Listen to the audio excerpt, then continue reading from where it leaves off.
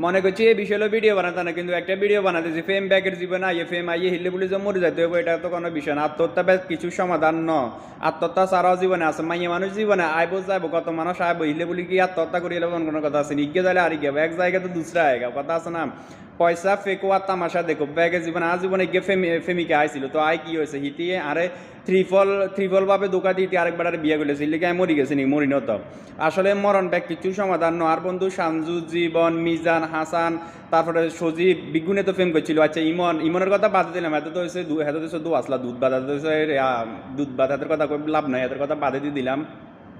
উচিত না। আত্মহত্যা শুধু একটা নিজের জীবন না, পুরো ফ্যামিলির জীবনটা নষ্ট করে দাও। মা বাপে বিদেশে পাঠাইছে কিনলে বা টাকা পয়সা ইনকাম করবো, তারপরে যাই মা বাপের আল্লাহ হারাইবো, সুন্দর মতো চলাফেরা করবো, নিজের একটা ক্যারিয়ার আছে, ক্যারিয়ার গঠন করবো, হিলে বলি বিদেশে আইসে।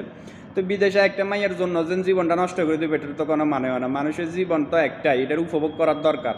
একজনে ধোকা দিলে কি হয়েছে, পরবর্তীতে হয়তো তার জন্য আল্লাহ আরও বেস্ট কিছু রাখছে। আর মাইয়া মানুষ বাইয়ের পোস্টটা আমি দেখছিলাম, পোস্টটা পুরো দেখছিলাম, পোস্টটা দেখে মনে হয়েছে মেটার মতো কাজটা দুনিয়াতে একটাও না। যা কাজটা আমি যা করছে তার সাথে দোকা যে খায় সে কোনোদিন ছোট হয় না, দোকা যে সে সবসময় অনুতপ্ত থাকে।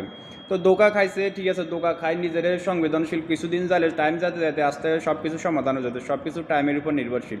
পরিবর্তন মানুষকে অনেক কিছু দেয়। কথা বলতে বলতে আসলে মেলা কিছু কই এলাইছি, ভুল ত্রুটি ক্ষমার দৃষ্টিতে দেখবেন। আল্লাহ হাফেজ।